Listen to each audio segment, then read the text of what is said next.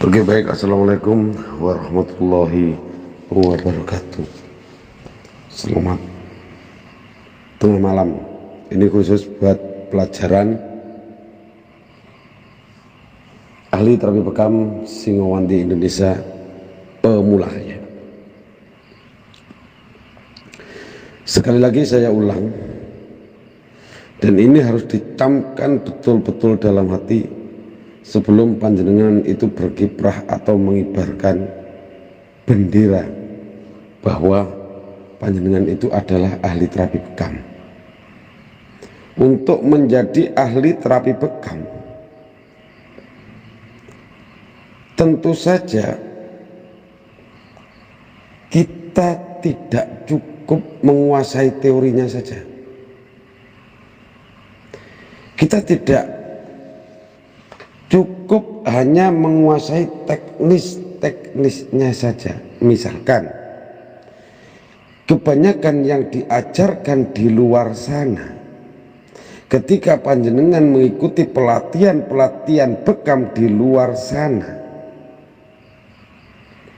itu Anda disuruh membayar infak baru boleh hadir di sana.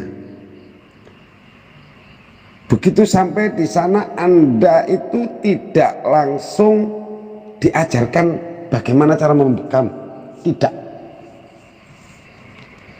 Kalau di pelatihan Anda datang, yang pertama diajarkan di sana, Anda disuruh belajar anatomi tubuh, belajar diagnosa, belajar menghafal titik, menghafal nama-nama titik. Ini tentu saja sangat membingungkan bagi kita usia yang sudah lanjut. Buruk-buruk menjadi ahli terapi bekam, untuk menghafalkan nama-nama titik saja sudah bingung setengah mati. Padahal tidak seharusnya begitu. Tidak ada satu hadis pun yang menyebutkan bahwa kalau mau menjadi ahli terapi bekam harus menghafal nama titik, harus menghafal hadis, harus menghafal ini itu. Tidak ya. Yang dituntut utama untuk menjadi ahli terapi bekam itu adalah Anda itu harus meyakini dulu ilmunya Rasulullah. Anda dituntut yakin dulu. Ini bukan hadis yang menyuruh, tapi mempelajari apapun dari diri kita harus ada keyakinan dulu pada apa yang kita pelajari. Karena keyakinan itu bukan termasuk bekam. Saya tidak membahas masalah hadis. Jadi kalau hadisnya itu berdasar bekam, tapi kalau keyakinan tidak usah berdasar hadis.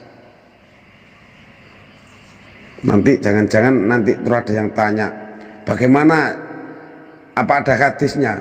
Kalau mau belajar bekam itu harus meyakini dulu. Nanti dibalik gitu. Keyakinan itu di luar bekam ya. Keyakinan itu ada diri kita, ada di hati kita. Apa yang dimaksud keyakinan itu? Kita harus meyakini bahwa bekam itu adalah ilmu Rasulullah. Kalau sudah meyakini ilmunya Rasulullah, ini loh yang kita pegang. Ini adalah satu amanah besar. Kita melaksanakan, memegang, mempraktekkan ilmunya Rasulullah. Ini kita harus meyakini betul-betul bahwa ilmunya Rasulullah itu sudah mampu mengalahkan penyakit-penyakit apapun, baik itu penyakit medis maupun penyakit non medis. Ini harus yakin dulu. Makanya kalau di ahli terapi bekam terus ada yang nanti jangan-jangan gini Pak, jangan-jangan gini Pak, nanti takutnya gini Pak. Sudah, Anda keluar saja dari ahli terapi bekam Singowanti Indonesia. karena saya sudah menggembleng keyakinan Anda. Nah, kalau sudah meyakini ilmunya Rasulullah, ilmu Rasulullah itu kan pemimpin kita, pemimpinnya umat yang diutus langsung oleh Allah.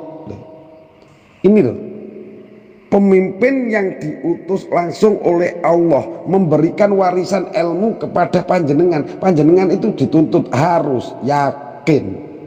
Sudah, kalau ilmunya Rasulullah sudah, jangan diutak-atik lagi. Kita manut saja itu lebih mudah. Jangan dihitung-hitung lagi, jangan diteori-teorikan lagi. Saya kasih contoh ya. Kalau terkena najis mughalathah, itu membasuhnya harus pakai air lumpur, baru nanti air bersih, baru bisa dikatakan suci. Karena itu adalah perintah yang diajarkan Rasulullah. Kita tidak boleh membantah, kita tidak boleh otak-atik. Lebih bersih itu kan pakai alkohol, lebih bersih itu kan pakai hand sanitizer. Yang namanya itu adalah perintah Rasulullah, jangan dieyel. Kalau membersihkan najis mughalathah, seumpama Anda bersihkan dengan alkohol, memang bersih, tapi tidak dianggap suci. Begitu juga bekam. Kalau Anda sedikit saja bereset tidak meyakini kepada ilmunya Rasulullah, di otak-atik baik dari segi teknis, segi pelaksanaan, kalau di otak-atik tidak sesuai, maka tingkat keberhasilan kesembuhannya itu akan beda. Ada yang jawab, yang menyembuhkan kan Allah. Memang betul yang menyembuhkan Allah.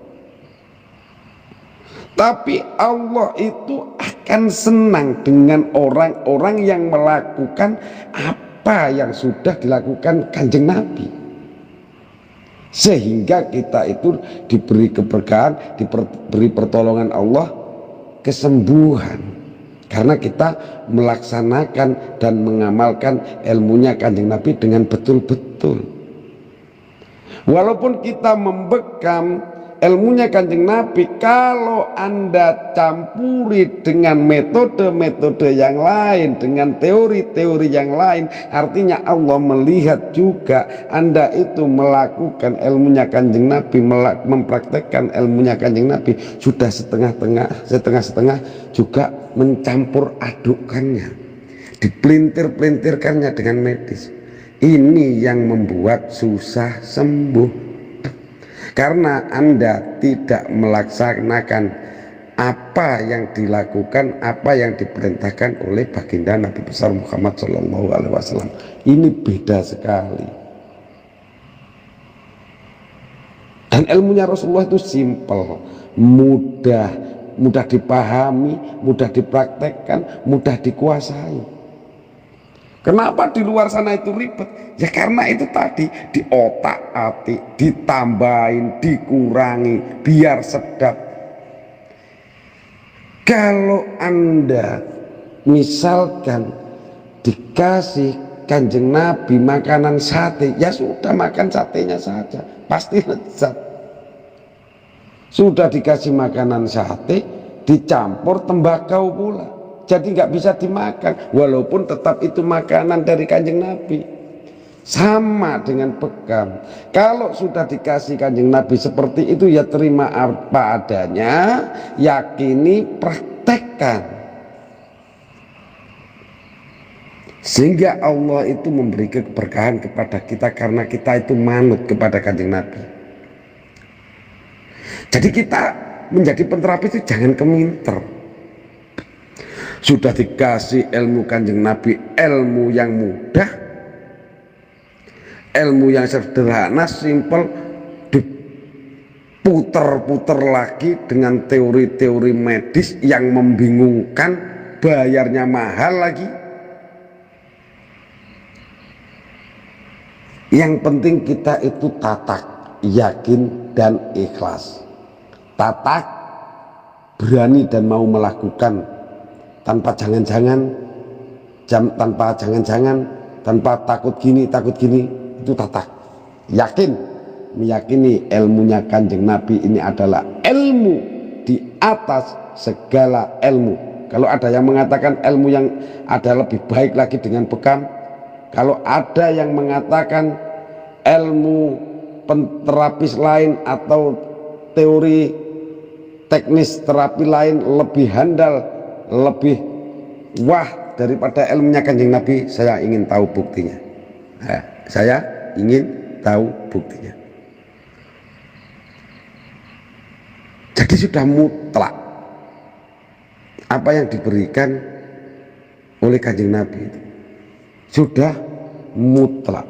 Makanya teman-teman yang banyak neko itu, yang mencampur adukkan, apalagi TCM yang sudah betul-betul itu bukan ilmunya Kanjeng Nabi, dicampur aduk, mana ada yang jalan kan? Kalau jalan pun karena promo awal saja, setelah itu pasiennya nggak ada yang balik. Sedangkan kita sebagai ahli terapi itu, yang kita jual itu adalah kesembuhan. Anda jangan kecil hati walaupun Anda itu pemula. Dan Anda jangan berbangga hati ketika panjenengan sudah menjadi senior kalau Anda mempraktekkan bekam. Anda senior, Anda mahir, Anda bersertifikat, Anda berkompeten, Anda profesional. Tapi kalau dalam hati kita itu berkecamuk, nggak percaya dengan Kanjeng Nabi, masih menambah-nambah ilmunya, maka Allah tidak meridhoi dan tidak mengizinkan kesembuhan pasien-pasien Anda. Anda pemula, belum hafal titik, kita hanya berpatokan pada titik keluh, mana yang sakit di situ dibekam. Tidak masalah. Karena Anda ini tawaddu, Anda mituhu, Anda sami'na wa ata'na kepada Kanjeng Nabi, Anda ngikut Kanjeng Nabi. Karena keikhlasan Anda untuk mengikuti dan mempraktekkan ilmunya Kanjeng Nabi, insya Allah dari situlah Allah mengizinkan pasien-pasien Anda sembuh. Jadi pasien sembuh itu bukan dari kehebatan penterapisnya, bukan. Dari izin Allah, dan Allah mengizinkan itu dari keikhlasan dan keyakinan panjenengan masing-masing.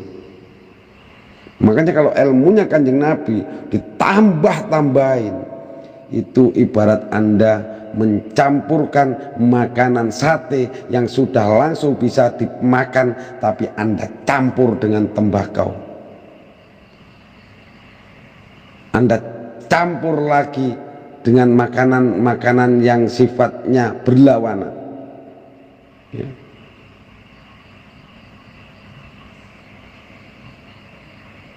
Jadi makanan itu tidak bisa dimakan. Begitu juga bekam, kalau banyak dimodifikasi maka bekam itu akan hambar. Tetap dibilang bekam tapi akan hambar. Begitu sate, kalau dicampur tembakau tetap dibilang sate tapi tidak bisa dimakan. Ini panjenengan harus paham, ya. Harus paham hal-hal yang seperti ini. Dan sekali lagi, bekam itu jangan dikuasai teorinya saja. Kalau teori itu untuk melaksanakan atau untuk kita bisa membekam, tapi penjagaan diri di saat kita membekam itu juga harus kita kuasai, yaitu dari ilmu spiritualnya. Karena ilmu bekam itu adalah bisa mengeluarkan penyakit medis atau non medis. Nah, ketika mengeluarkan penyakit non medis ini kita harus paham betul, ini pelajaran di luar bekam. Jadi ini untuk penjagaan diri, bukan kita campur dengan bekamnya. Untuk penjagaan diri Anda, apabila terkeluar non medis, maka diri Anda harus aman. keluarga Anda harus aman. Jangan sampai setelah membekam badannya lemes, badannya capek, tidak ada gairah, setelah membekam tidak bisa bangun. Ini banyak sekali karena tidak memahami soal spiritual, tidak memahami alam bawah sadar, tidak memahami apabila bekam itu adalah bisa mengeluarkan penyakit non medis, dan penyakit non medis itu bisa mengganggu kita, mengganggu keluarga kita, bahkan mengganggu lingkungan kita setelah dikeluarkan. Ini harus dikuasai.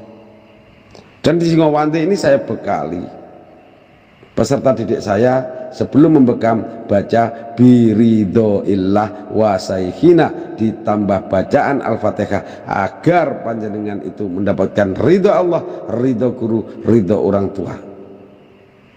Sehingga apapun yang Anda lakukan, walaupun Anda salah, walaupun Anda tidak bisa, walaupun Anda kurang mahir, kita sudah minta ridhonya Allah dan Allah meridhoi, maka pembekaman kita akan dimudahkan untuk mendapatkan satu kesembuhan. Banyak di luar sana yang memakai instrumen Singowanti, banyak di luar sana itu yang memakai atau mengambil ilmu Singowanti, itu banyak sekali, tapi itu hanya kepompongnya saja, hanya bajunya saja, ruh ilmunya tidak dapat. Karena ruh ilmu itu akan tersambung apabila saya mengakui Anda sebagai murid dan Anda mengakui saya sebagai guru. Itu baru ruh ilmunya nyambung. Kalau Anda belajar dari buku, maka sanad ilmu itu adalah dari percetakan. Kalau Anda dari Facebook, maka sanad ilmunya itu adalah dari medsos. Jadi ilmu itu ada penanggung jawabnya, harus ada yang penanggung jawabnya, apalagi kalau bekam itu bersanad. Ini kita harus tahu. Jadi ilmu itu tidak asal bisa, bekam itu tidak asal bisa. Walaupun tidak pandai tidak masalah, yang penting Anda ada gurunya, Anda ada yang menanggung jawab.